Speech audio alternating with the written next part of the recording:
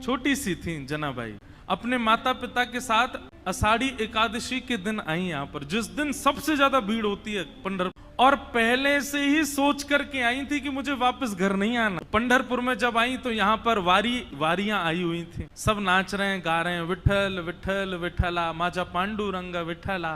पंढरपुर में आते ही नेत्र सजल हो गए। जनाबाई छोटी सी हैं, अभी 7-8 वर्ष की आयु है। जनाबाई आई और यहाँ भीड़ में अपने माता पिता की उंगली पकड़ करके घूम रही थी, और वारी में जब आगे पीछे लोगों के धक्का मुक्की हुई तो माता पिता का हाथ छूटा नहीं, छोड़ दिया, जानबूझ करके खो गई बड़ी भीड़ में। बालक तो खो करके रोते हैं, जनाबाई नाच रही थी कि हाँ अब अच्छा हुआ, अब मैं अकेली हूं, अब मैं यहीं खो जाऊंगी, माता पिता को मिलूंगी नहीं और सदा के लिए अपने विठोबा के पास रहूंगी, अपने विठल के पास। माता पिता ने ढूंढने का प्रयास, लेकिन जनाबाई मिली। जनाबाई प्रसन्न, क्योंकि उनका परिवार तो श्री पंढरपुरी है ना। माता पिता बिछुड़ गए, मेला में छूट गए पीछे, लेकिन जनाबाई इस बात से दुखी नहीं है। बोले क्यों?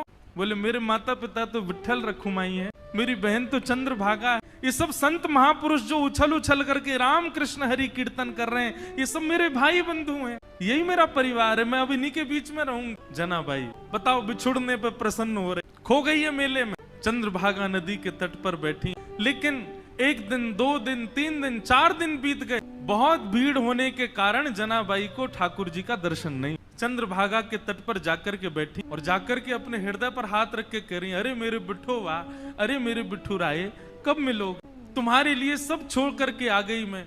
मीराबाई का भाव है ना, भाई छोड़या बंधु छोड़या छोड़या जग सोए, साधुअन संग बैठ बैठ साधुअन संग बैठ बैठ लोक लाज खोई रे, मेरे तो गिरधर गोपाल दूसरो न कोई,